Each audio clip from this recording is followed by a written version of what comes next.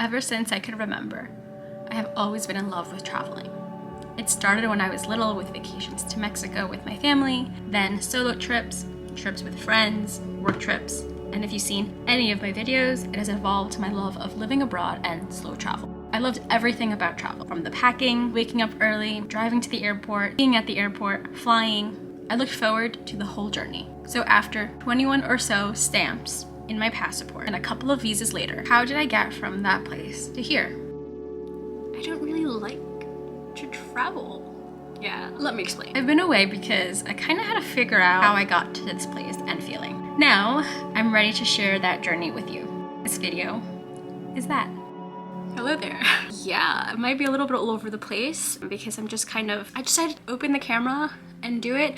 I was filming something else before for something completely different, and I just thought, my hair's done, my makeup's done. Might as well pick up the camera. I've been thinking about this video topic for a while now.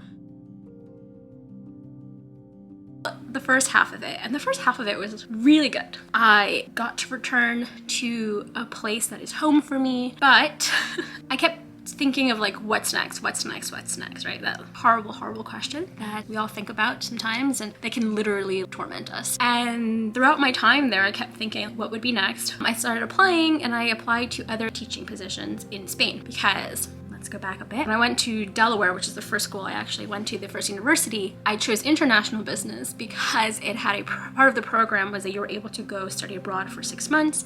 And I was like, perfect, I'm gonna go to Italy, I'm gonna live there. And then life happens and I had to leave that school, and I took a year off, and then I went to another school. And I didn't have the opportunity to study abroad there because of just like financial reasons and course credit and all of that annoying stuff. So I kind of was like left with this hunger. I went to Peru with friends. I went to London in that time span. I went to Mexico, went to Puerto Rico, went to Bali after I graduated. Then I went to Thailand, to Singapore. So I had travels that I have experienced way before I actually started sharing my life in terms of travel on YouTube. From there, then I started working at a nonprofit when I returned. And for me, I wanted to travel still. Although I had the opportunity to go to Kenya and Peru, which is absolutely amazing. Talk about manifestation. I said to my mom one time, when I'm 25, I'm going to go to Africa. And I was able to go when I was 25 in September of 2018 in a work capacity, but still, like, I got to go to Kenya. So then I was like, I want to live abroad. I'm in my 20s, I'm going to go live abroad. So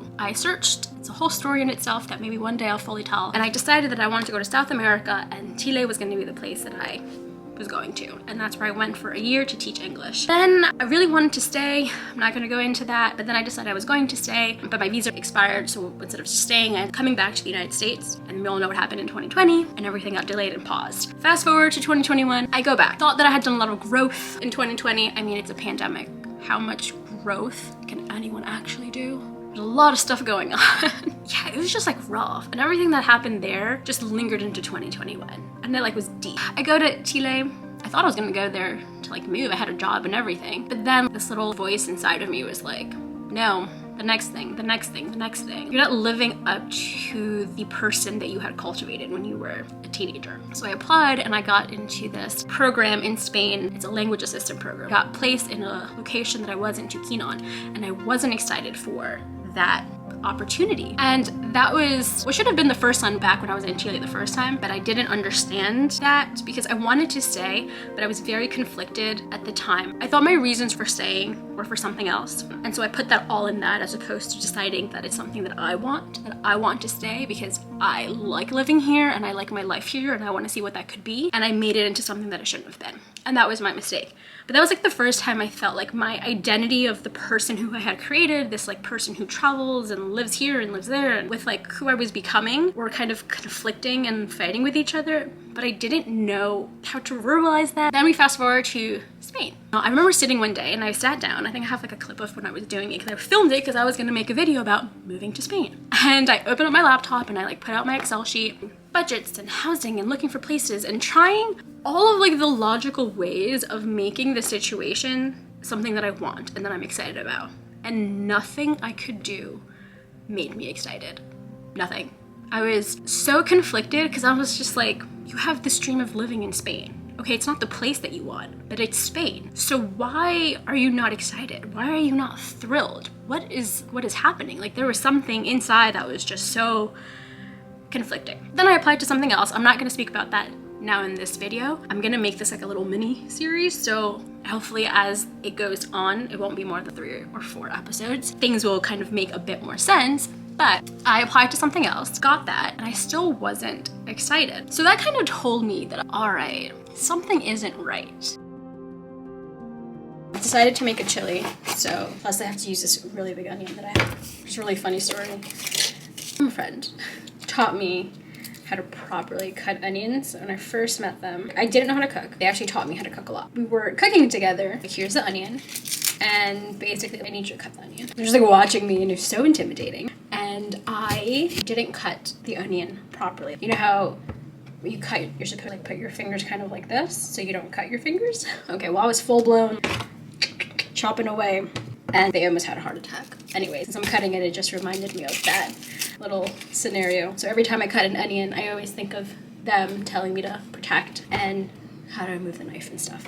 Thank you if you're watching this. So I went to Dublin in October thinking that that was going to somehow help. It's a small trip, it's only for a week. I'm gonna see one of my best friends, my roommate from Chile. It's exciting. I haven't seen her in a couple of years since we lived together in Chile. So this is going to be exciting. I get to see her life in Dublin, get to see a city, get to see it through someone who's living there right now, so through her eyes. On paper, it seemed all very exciting, and I had a good time. But in terms of like travel and going to a new city, in a new country, I was thinking, okay, like this is going to help remind me or reignite, I guess, my love for travel, the whole process of it, because I'm one of those people who loves the packing. Well, it's my least favorite, but I still love it. Going to the airport, thought that it was going to help, and it didn't. It confused me even more because here I am thinking this is going to help and going to reignite this passion and this love for something that I have loved and had a passion for like a long time, and it didn't do that. So I was very confused and conflicted and a little concerned, because if you don't love to do the thing that you love to do, then what do you do? And then in November, I had this breaking point, more or less. November 1st, actually. Something on Instagram triggered me, and everything that I had been bottling up and confused about and containing basically on the inside just came out. And when I tell you that I cried for like a week, I cried for like a week, maybe 2. Every day, almost all day, non-stop. It was tears on tears on tears. I tried to film the original video to what I was gonna publish that I'm still not publishing. I tried to film that video and all I did was cry. I was in like so much pain, emotional pain. There was so much grief. There was heartbreak. There was confusion and loss. I was at this place where I looked at my life and I was just like, what have I done? What was this all for? Very dark. What am I doing? What was all of these things and these travels and these adventures for? Was it worth it? Look, what do I have to show for it? I don't feel that way or think about it that way, but you have to understand I was in such a dark place that that's all it felt like. And that was very scary because I really loved my travel and my experiences and living abroad. And so I started peeling back layers in the way you peel an onion. Jeez. Yeah, you start peeling back, and every time you think you get to the center, you keep peeling and you keep peeling. And I had this moment of realization where I don't like to travel, and the change started happening. I didn't expect it to happen when it did. I wasn't prepared for it. I didn't sit down one day and like reflect on all of it. It just kind of came. And I came to the realization that I had cultivated this identity, this traveler, when I was a kid.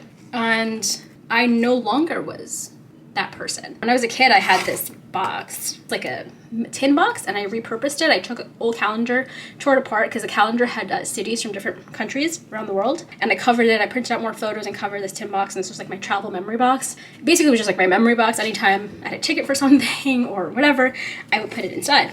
But it was kind of like this pin drop that I can put in my life, in my memory. This is where this cultivation started happening. I very much aligned my life as much as I could to have experiences where I was able to travel, whether it was for work, going to Kenya and Peru, or living abroad and teaching English. And so all of these experiences have changed me, but I never stopped to reflect on all of that. And that started happening. It started happening and realizing that I am no longer that person. That person who was created, that identity, when I was a kid, essentially. And so the reason why I don't like traveling is because I'm not that traveler persona or that identity more. Those things don't bring me joy. as they once did. And that's okay. Yes, it's sad that I'm like out of love, I guess, with travel, and that makes sense. But I also look at it as an opportunity to reacquaint myself and kind of fall in love again with it, and to take the opportunity to be more intentional. I was one of those people who had a list of all the things. If I lived somewhere, I was like, I need to go to X, Y, and Z because I'm never going to be here again. And just go to the next place, and to the next place, and to the next place. And I don't want to do that anymore. I want to be present and enjoy that moment, that place, without trying to rush to the next place. Because at the end of the day, where am I running to? It was a big theme of peeling back these layers. It's like I've been running for like 7 years of my life. Where was I going? I don't know. And so I'm excited to see this version of Ashely. She wants different things now. She has different dreams. They don't actually all revolve around traveling anymore, which is kind of crazy. But yeah, I still want to travel and stuff, but differently. And not in the same way that I used to. Things that I didn't think I wanted once before, or I thought they would come a lot later in life, if that makes sense. And now it isn't going to be at 35 like I thought. Now you're kind of like, well, when is it? I'm not going to share those things quite yet. I just know that's the next phase and that's what I want. And I still have a ways to get there in a sense. It's not going to happen within the year. But yeah, I'm excited for those dreams. Those dreams make me excited. That's what sparks my joy now. It isn't the 30 by 30 list that I once had, or the places that I wanted to live in and thought I was going to live in. They're different, and that's okay, and I'm excited for that. So my camera's gonna die. I'm probably gonna pick up back over there where I was before, and I'll just pause on the cooking and go back and film where I started out the video, which was sitting down. So for me, as someone who has loved and has traveled and has dreamt about it since they were like a kid, for then one day to wake up, this isn't working for me anymore, was shocking, heartbreaking a little bit, and I felt very lost because where do I go? What direction do I go? What do I choose if I don't know who I am? And therefore, how do I know what I want or what I need? I'm getting emotional. I had to come to like this point where I had to say, okay, like I have to let you go. This identity, this like traveler identity. And so that was like a very scary idea and concept. And I think that's why I've been so absent from creating. I've actually filmed, I should say, 3 videos. 2 of them are interviews that I might end up making them just into podcasts because the vision that I had for them, it's not necessarily how I would like this series to be, but what they shared is such a valuable information that I don't want to lose it. I kept thinking, well, I'm not traveling, I'm not living abroad, so what can I possibly film if my channel is about that? And I'm going through this process of literally having, I guess, an identity crisis and understanding this is who I was. I'm no longer this person, but I have to like shed that skin, that layer, and kind of figure out who I am. I had no like mental capacity to even think of an idea, a topic, put it out there. It just didn't feel right. I was very much in my head about all of it. You know, I needed that time to kind of figure out like what this YouTube video and this channel is going to be. And I was very hesitant about sharing like this revelation kind of thing because when we travel, at least for me, I always traveled because I loved learning about cultures and learning about a country and see how different people live life differently. Because I never felt connected to the place that I was born in or the place that I grew up. And I kind of always had this need to see the rest of the world. And in doing so and collecting all of these experiences and all of these memories and living in these different places, your perspective starts to change. And the thing is that I spent most of my 20s, if not all, running around to different places, to different countries, living in different places. Never one time did I stop to reflect back on what that meant. It actually was sparked by going back, if you follow me on Instagram, I posted about returning back to university. I went to go visit my friend and wanted to go to the campus. I don't know, I just was like, I really just want to just see it. We were just like remembering all of these different moments and experiences that we had in that place. And when I look back on that, I was just, wow, look how much I've grown, how much I've changed from that person who walked these halls. And that triggered me to look back on everything else. And that's when I started looking back on all of my travels. I worked so hard in finding opportunities and listening to my gut, not always knowing if things were correct, but making certain decisions based on this dream of traveling and living in different places. And by 28, I can successfully say that I have lived and fulfilled that dream. To live in different places, to experience different cultures, to learn. You know, did I see everything I wanted to see, experience everything I wanted to experience? Did I live in the places I thought I was going to live in? For sure not. But I still have gratitude and can look back on that period of my life and just be like, wow, I did the thing. Not many people get to say that they did the thing, you know? And that gets me super emotional because, yeah, like I'm really grateful that I got to experience the things that I got to experience. And not many people always can get to say that they lived out their dream. So I'm super grateful for that. But I don't have the desire to keep moving around for the next decade of my life. Yeah, I don't have those same dreams that I had. I want to still create content that has to do with travel and the overall experience that is travel, and share more of these like reflections and thoughts, because part of travel is that, you know, you change and you gain all these experiences, like I said, and you have these new ways of thinking about things. And I want to share that with people. I still want to show and highlight the culture of a place. That series that I talked about, I have now a clear idea of how I want to present that and film that. And so I'm really looking forward to, in the next year or so, having the opportunity to either meet new people or the same people who I've done it with. The abroad aspect of navigating life is very much still going to be a part of this channel. I'm not staying in New York City, but I'm not gonna share yet the future of certain things. I am excited for this next phase. Yes, I fell out of love or dislike travel, but there's room now to rediscover it, reacquaint, to fall in love again with a passion of mine that I have loved all of my life. Thank you so much for watching, and I will see you in the next one. Ciao.